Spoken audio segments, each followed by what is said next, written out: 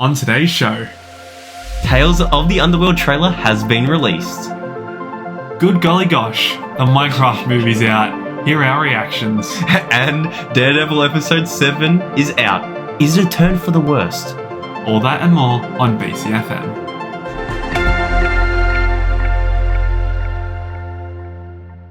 Welcome back to BCFM, the Beyond Coruscant podcast. Thank you for joining us. You're live, as always, with Cooper and Jack. And we got a fantastic set of three discussion points today. We're going to start back to our roots with Star Wars. Yeah. Jack, take it away. Yep. So very interesting, very surprising for everyone release of a new Tales show, which is now called The Underworld, which... I don't know. Look, I'm very conflicted because obviously the Tales series is one that has had very high positive ratings with obviously the Ahsoka episodes, Qui-Gon Jinn episodes in Tales of the Jedi. Yeah. Then we had Tales of the Empire, which was objectively amongst fans not liked and was very weird choices of picking Imperial characters. And now we've got the Underworld. So obviously Cooper and I have discussed this in, I can't remember what podcast we talked about it in, but we mentioned, Asajj is apparently meant to come back, the voice actress for Asajj. So we're like, surely that means it's going in the future, which it seems like it is for this, for Asajj's part.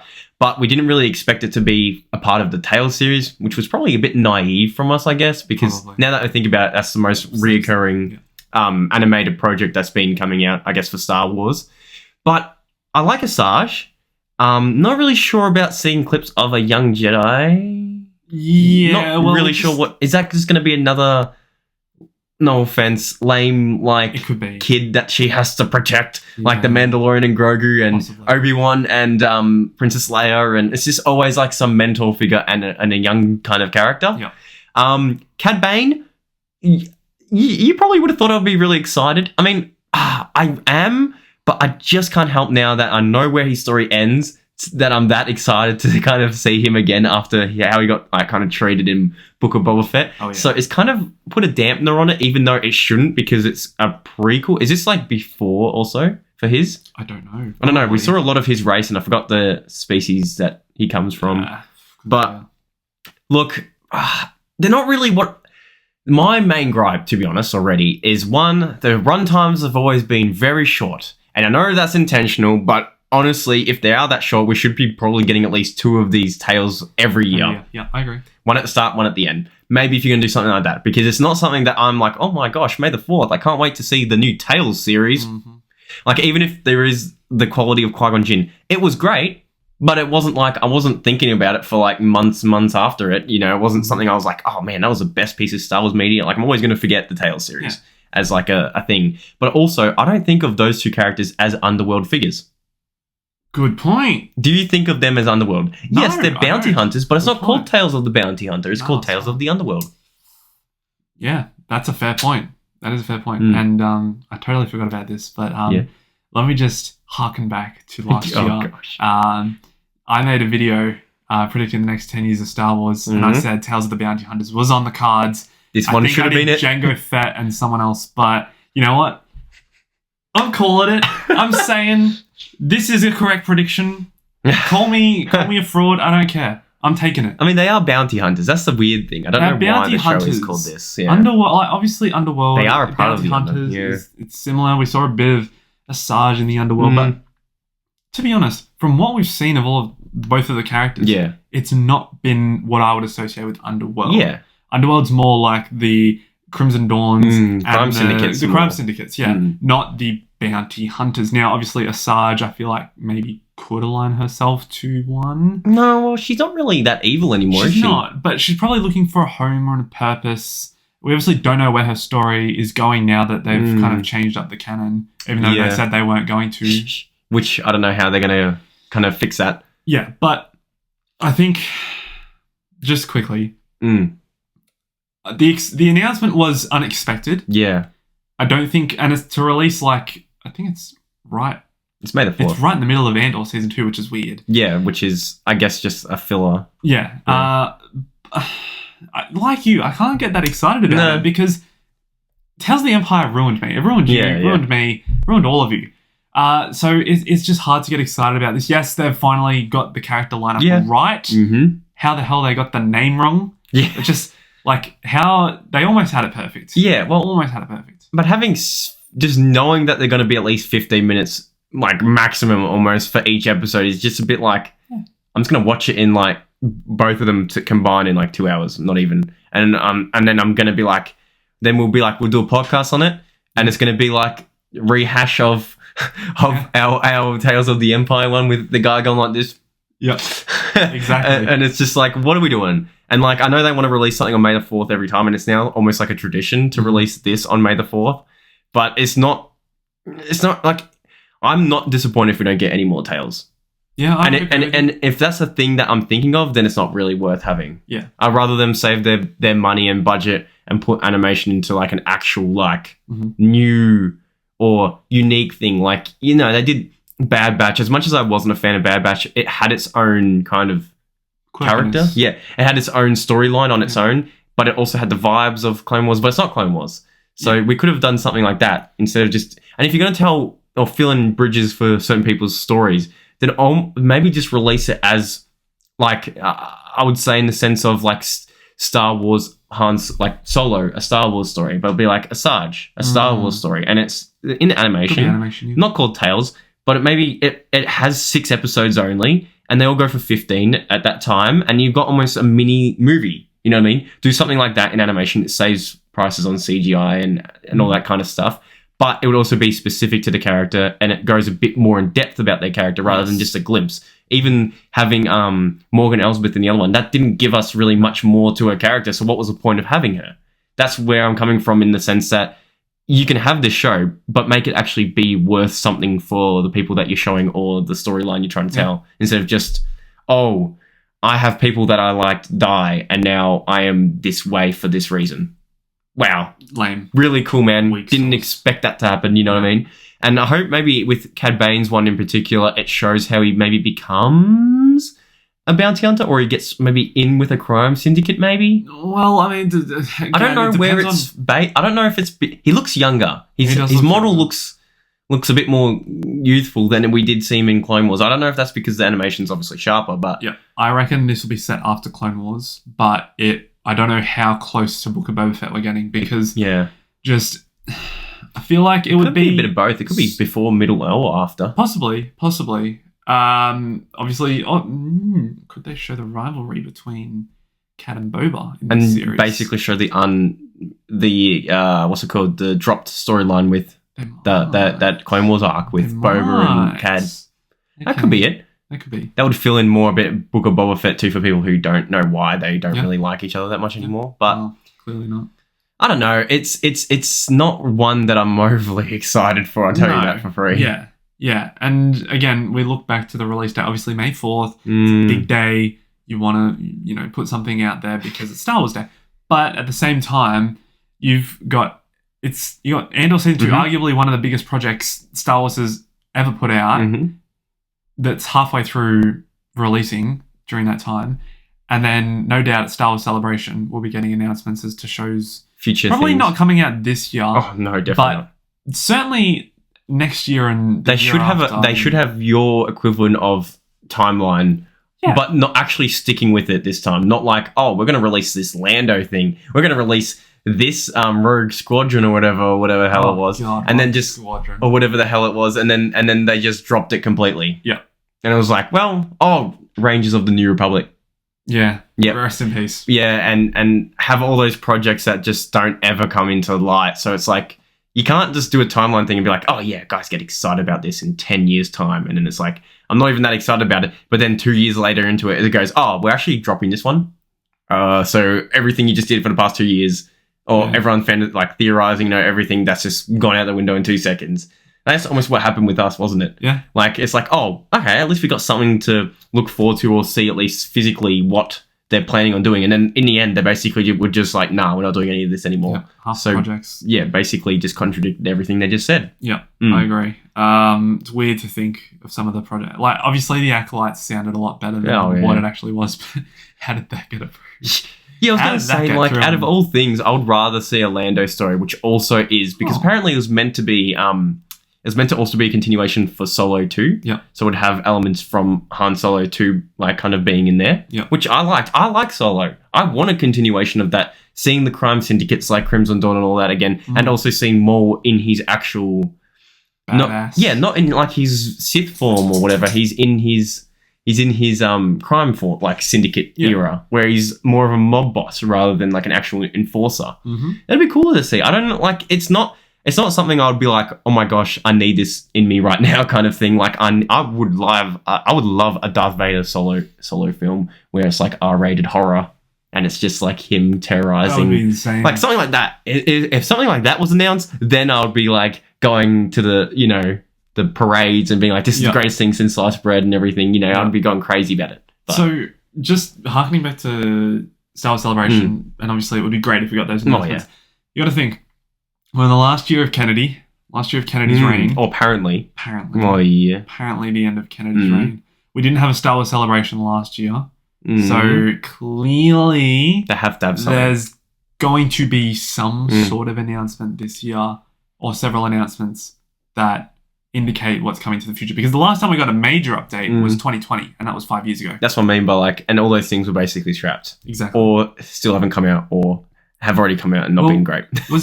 What movies were announced at 2020? It was a Rey one, wasn't it? No, Rey wasn't announced at 2022. That was recently, wasn't it? That was 2023, I think. Wasn't Lando Solo? Movie? It wasn't Mando. We didn't know about that. I swear Lando, because Lando was meant to be a movie, then it was apparently a show. And then back to a movie. Yeah, and then it just got cancelled. I can't remember. Anyway, yes, there's been a few announcements that just never, ever... Yes, or what a day. Came alive. Yeah, basically. But also another fun fact that I heard apparently, Oscar Isaac was anymore. Meaning, is that leading into a different thing? Is that meaning he's going to be Moon Knight in Avengers Doomsday? Possibly. That's a shame. Like, I think I think Oscar Isaac's a great guy, and he plays Poe Dameron very well, and it would be cool to have him there and get a sequel recognition from a sequel non-disser. Non-disser. It's true though. Like, out of all characters, he was the most likable one probably out of the new ones. But that's also because he was basically Han Solo if he was in the rebellion. Like, when we first met him. Sure. Whatever. Anyway, boy. Yes. Yeah. He could be in Avengers Doomsday. No confirmation yet. They're probably going to keep it on the I was going to say, half the, like, even Star-Lord isn't apparently in it. So it's like, there's a lot of... Stupid. Well, not that Star-Lord's, like, as big as Doctor Strange, but he is, like... I would say he's one of the main MCU faces now. Yeah. He's the only one that's still kicking too. Yeah. That's not like an old one who's, kicked the dust, but quite literally. But yeah, I think with the Tales of the Underworld going back to it, it's a surprise one. Surprise to be sure. But I don't think it's probably as good as what people... No. I mean, a lot of people are excited to see them back. But I don't know why. At the same time, it's like, I don't really need more about these two characters. I can live my life without knowing more. Yeah. To be fair. I feel like the only Tales series they could do to revive everything, and this just doesn't feel like something Disney would do. It's like a what if. Tales of the Sith. Tales of the Sith, yeah. Tales of the Sith, because... Oh, no, but then they'll do, like, Barriss again. Like, having her be like... That's where I think I disagree. They would do characters like people that we know who are pretty... Like the Grand Inquisitor. Who we've already seen, but I feel like they would do it quite well. I don't know, maybe they would do... I feel like they would do Darth Maul, but I also feel like Darth Maul needs his own series. I was going to say, he's really too overdeveloped now to have a 15-minute, 3-episode thing, yeah. They could do a Plagueis. No, they wouldn't do that. No, see, wouldn't do that. That's what I'm saying. I feel like they would pick some really obscure... Maybe they haven't done a Tales of the Sith because of that reason. Well, yeah, there's... If you call them Tales of the Sith too, then you're very limited to who you pick as a quote-unquote Sith. Like, the Empire one was already a bit how you're going about, like, the choices of it. So it's like, ooh, if you do a Sith one, then if you pick, like, Kylo Ren, everyone's going to go up in arms and be like, he's not a Sith, he's not a Sith. True. He's just an evil Force user or a dark side Force user, but yeah. Anyway, I think that's, for now, the only thing we can really talk about. Yeah. We'll obviously give you our quick rundown when it comes out. Yeah. Thoughts about it. In the middle of us obviously talking about Andor and everything. So yeah, it'll be quick. Mm-hmm. It'll be very quick. Very quick segment, definitely for sure. I don't know. We wouldn't even get his own whole special special thing. Not like Tales of the Empire. No way. No way. No. All right. Minecraft. Oh, this is funny. It pains me to say this. Yes, for you. I have not yet seen Minecraft. What? Yeah. I'm sorry, guys. You haven't I've let seen it run Flint down. and Steel. I've seen Flint and Steel so many times on TikTok, but no, I've not seen the movie. But in the same sense, I feel like I have seen the movie. You should have bought your popcorn bucket. I should have brought the chicken jockey set. Oh no. Jack's got a chicken jockey. I brought the chicken jockey drink set with the drink set, and I cannot wait to use it because he's really cute and I like him. No. He's so cute. The chicken... Okay. I have watched the movie. I also watched it the second day of release for us in Australia. I also watched it in the morning, meaning that kids weren't there. So I was with a cinema of maybe 10 people, and one of them was definitely over the age of 60. So Shout out. Shout out to that guy who was sitting on his own next to me, kinda. And the whole time I was thinking, did he accidentally buy the ticket to this? Because Maybe. the whole time I was watching, I'm like, there's no way this guy's enjoying it. Because I feel like to enjoy it, you have to be in a certain demographic of meme culture, or just a meme culture, who also played the game, so you got some of the references. Okay. Without going into spoilers, because as much as I... Sorry. As much as I, like... That wasn't me. So as much as I would like to go into spoiler talk for Cooper, and as much as he probably wouldn't care, because the spoilers are not what I would call a massive, like, unexpected thing. Like, it's the most generic progression of a film I think I've ever seen in my whole life. Wow. Like, you can predict it. I was just hoping that there would be a massive surprise at the post-credit scene, and it was just like a minor surprise. It wasn't like a Herobrine. I'm going to just say that. There's no Herobrine. But I was hoping that the post-credit scene would see Steve turn around and and just have blue eyes, glowing eyes. But this movie, it had charm. It had heart in some cases. But you can't escape the fact that it is just a meme movie. It's a meme of a movie. I felt like putting any more than $5 million into this movie is a waste of money. Because I can't look at it. I don't know how much this was made on, but I look at it, I'm like, they really didn't put any thought into this, did they? Like, it's just, it's all CGI. Like, Malgosha being the main villain is just not what I would resonate a first Minecraft movie to be in. Like, I know she was a part of the Dungeon series, but you're not telling me, there's no way you're telling me that everyone played the Dungeon series more than the actual Minecraft game. And here is my biggest gripe of the film is that purely it's way too fast paced. Oh, they say the Flint and Steel bit in like a montage.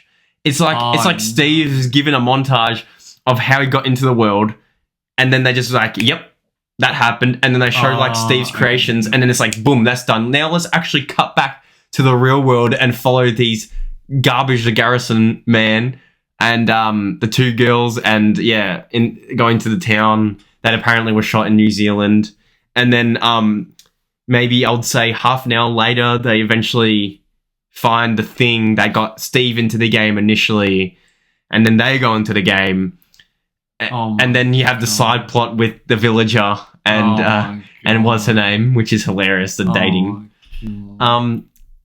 So it felt like this feels like a fever dream. If I watched this as a kid, I would think of, like, how everyone nowadays, Cooper, says like, oh, Zathura and all these ones were like fever dreams when I was a kid. I didn't even think the movie was real. As for kids nowadays for this one, because, like, okay, did we tell you a cameo who makes an appearance? You probably already know. Yeah, who? Dan TDM. Oh yeah. So he shows up. I think a lot of them show up in one scene. I didn't even notice while watching it, by the way. I could not tell it was him until I saw a screenshot after the film. Like, oh, that was him. He was in a hat and stuff, but he was just like in the background. So I'm like, okay. That wasn't anything like surprising or big deal.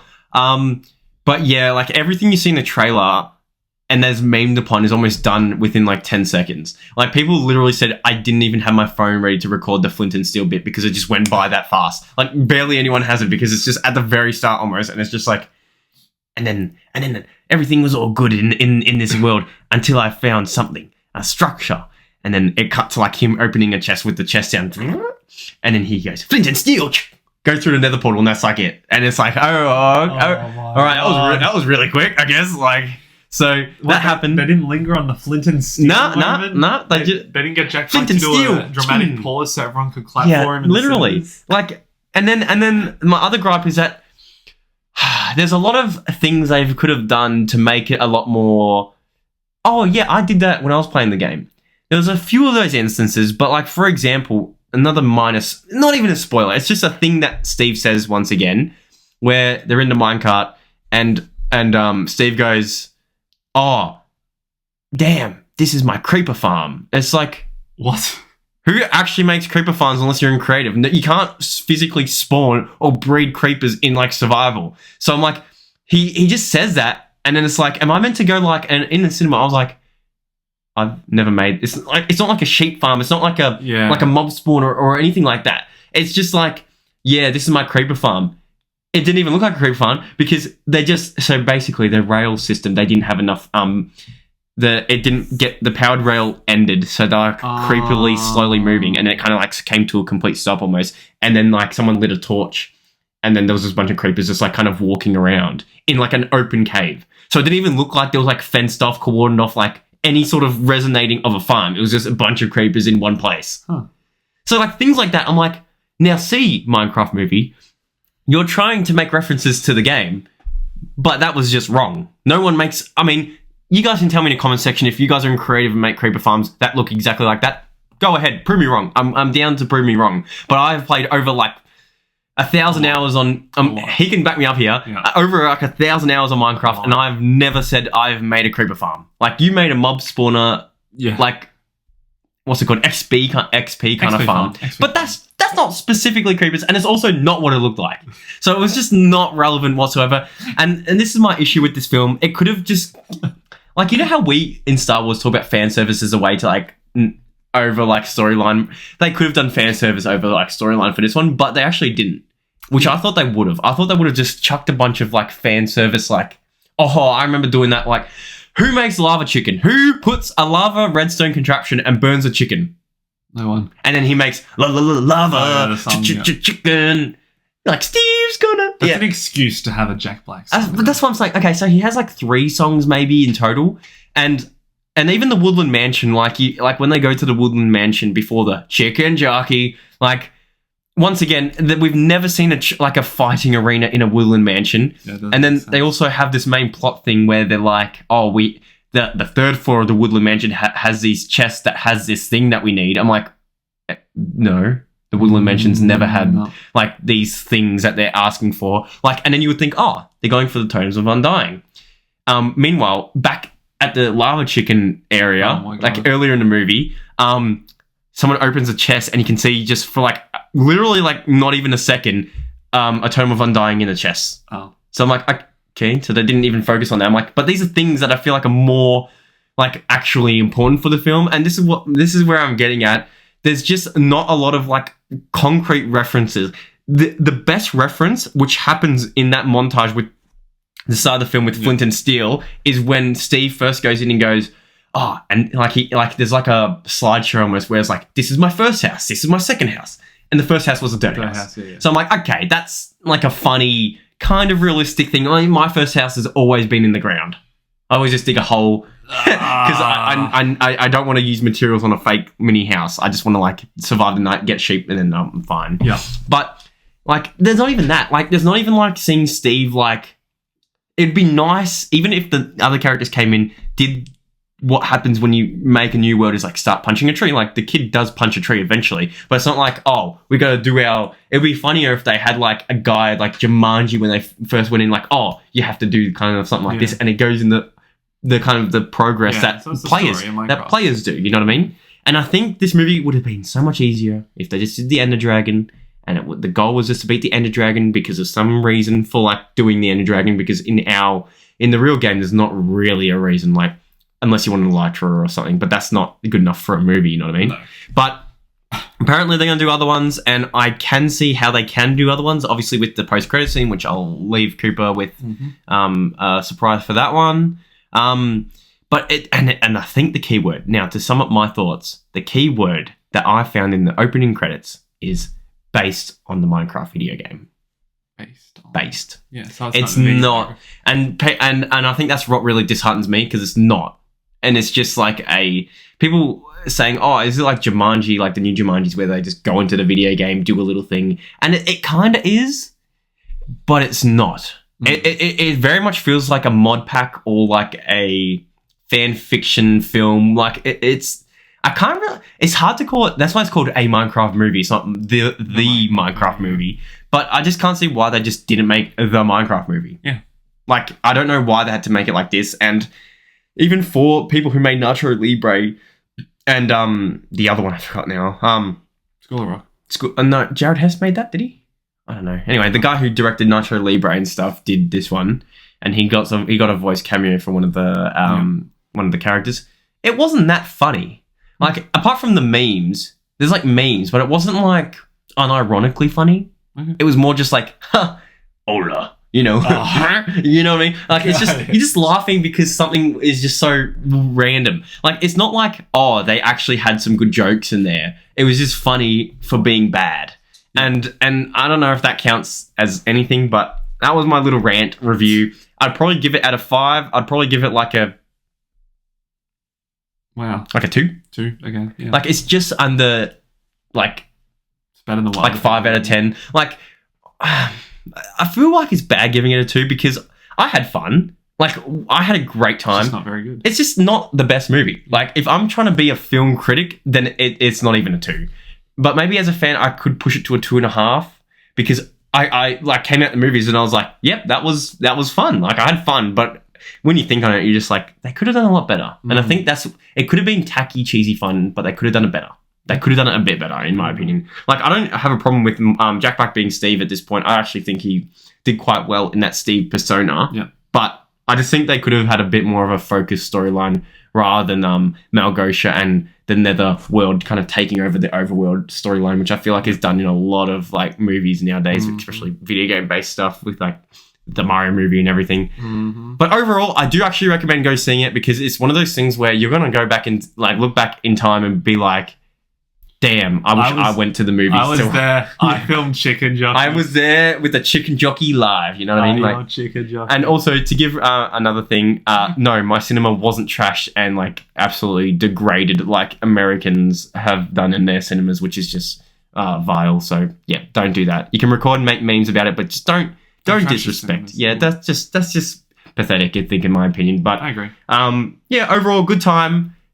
Probably what I expected, but I was just hoping for a few more realistic references that game players would experience. And I guess that's a bit nerdy and geeky to say, but it would have been nice to have a bit more legitimate callbacks instead of creeper farm. Like, he doesn't say it like that. He goes, oh, this is my creeper farm. Okay, Jack Black. Okay, buddy. Oh my goodness. Anyway, I think you should kick us off with the next segment now. Thank you for enlightening me with all of that information on Minecraft. Goodness me. I can't wait to see it. Okay, yeah, Daredevil, episode 7. Don't remember the name. Yeah, don't remember the name. Oh, it was art for art's sake. Art for art's sake. Well done. Well done. How did that come to my head? That's crazy. I don't know. Maybe it's the sick Beyondcoruscant art. Oh, art here in the back. No. Okay, Daredevil episode 7. I thought it was a return to what episodes 2 through 4 gave us in terms of vibe, in terms of themes. But the more I've thought about this episode, the more I really dislike it. I know you have mentioned, Jack, and I'm sure plenty of people online have mentioned that Muse has been seen in set footage for season 2. But my big thing is Muse has been the most interesting part of Daredevil Born Again. And they wrapped him up I was going to say almost literally, but he wasn't really wrapped. He wasn't wrapped up. One episode. Yes, we kind of knew who he was going to be, Bastion Cooper, because, you know, we'd got him in this first or second episode. Which I think it would have been better if we didn't see that. Yeah, I agree. Because then that would have made the reveal in the therapist thing be a bit more sinister and a bit more shocking.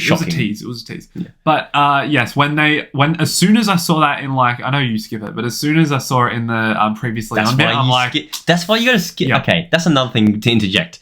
Disney Plus on every show, every time they have a new episode of a week, they go previously on, and even if it wasn't the previous episode, they will show you a glimpse of whatever the thing is going to be relevant. Yeah. So, for example, if you saw previously on this coming week, which I guarantee probably will happen because I think he's literally a thumbnail with Point Dexter in prison, but they're going to be like previously on, and it's going to show like Point Dexter in the court and everything. You're going to be like, oh, he's showing up. Like if you wanted a complete surprise, you know, skip it. Yeah, skip it. I'm please never ever skip it. letting the previously on run again. Because skip it because like even Star Wars when we're watching Ahsoka, I'm like, oh, we're going to get something related to Anakin or something. We get. Just because it had Balin talking about like Anakin or whatever, I'm like, oh, we're probably going to get Anakin. It's like, why do they do this? Don't tease me for the episode I'm literally clicking on to watch. Yeah. I think their viewers are dumb. Yeah, literally. I mean, that's what we are. Anyway. Yeah. So, look, I really didn't like just how Muse kind of ended. And then for me, I don't even know where the rest of the final 2 episodes are going to go because obviously we've got the anti-vigilante task force. Is that how you say anti-vigilante? The anti-vigilante task force. Well, that's one. And then who's our villain? Who's our villain? Well, technically, still Kingpin. That's the whole point. He is the looming, and I know season 2 is going to go into that more. True, but not really with the task force. And I would like if the task force actually had people on it that required Daredevil to form a team, because apparently he's forming a team, but everyone on that task force right now is just kind of crooked cops. Why does he need help? Yeah, like maybe just Punisher to help him. Obviously, because if they go like Hammerhead or something, like an actual villain from the comics. It doesn't need to be a big one, but just one that adds to that reason for him getting a team. Because like the Defenders, even when they got the team, I didn't think the hand was really that necessary of a team up. Like I think if Daredevil locked in a little bit, he could probably do it on his own. Yeah. You know what I mean? Like Daredevil wasn't locked in. Yeah, well, Daredevil in the Netflix show was pretty his way of fighting was almost taking a beating more and just waiting for them to get worn out, and then he just is also worn out and just clocks them at the end. I feel like that he's always just worn out. I mean, this one here, I feel like he's a bit more. He doesn't get as worn out, but I do like the wearing out still, of course. But yeah, realistic. But I want Daredevil to be like flipping a lot, not just one flip and then going. Yeah, true. Yeah, no one wants that. No one wants a exhausted. Always exhausted, Matt. Yeah. Always exhausted, Matt. Yeah, no. But to be honest, yes, I've said I don't like the episode. I'm really hoping episode 8 and 9 are better. Does that feel like a full season? It doesn't. I was going to go in a completely different. Oh, okay. I thought you were going to link to that. No, I was not. I was going to say I didn't hate Heather, Matt's girlfriend, in this episode. She was better in this episode. That was alright. She was better. She handled herself. She obviously knew very quickly that she was dealing with Muse.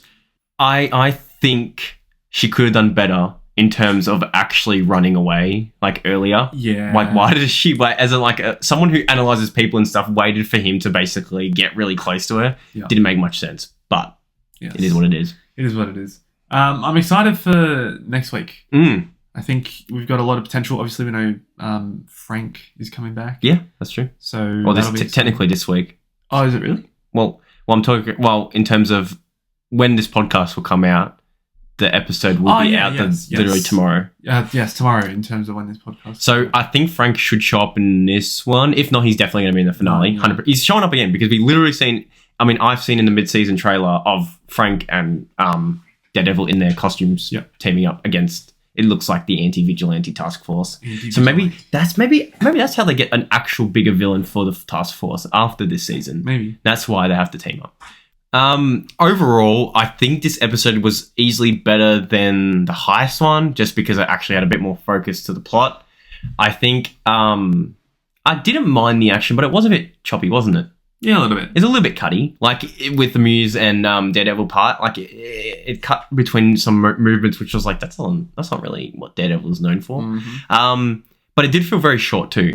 Once again, I was left afterwards going, is that it? And I feel like this season is my biggest thing about why I just said before is that I feel like it's not a season. I feel like it's almost half a season. And the next half, which is season 2, is going to be the complete one, which I reckon it should have just been one season with 18 episodes. Agreed. Because it would have been nice to have a mid-season. And you wouldn't even have to, you could do like a Stranger Things or something where you don't release, like you release the 9, like not even, you could just do what you're doing individually. Yeah. Once you hit 9, you wait maybe like a couple months or 3 months and then just added on to the main season. So when people go back after everything's been released, you watch it as one season. Because if you say, once again, we could eat our words here and see what happens with episode 8 and 9, but it doesn't really feel like a complete show right now or a season. Because if you think about it, Andor did leave on, going back to Andor, it did leave on a bit of a weird, ending for the season, but it still kind of wrapped up its main storyline with the Marva, with the inspirational, seeing how Andor kind of begun his revolution and rebellion.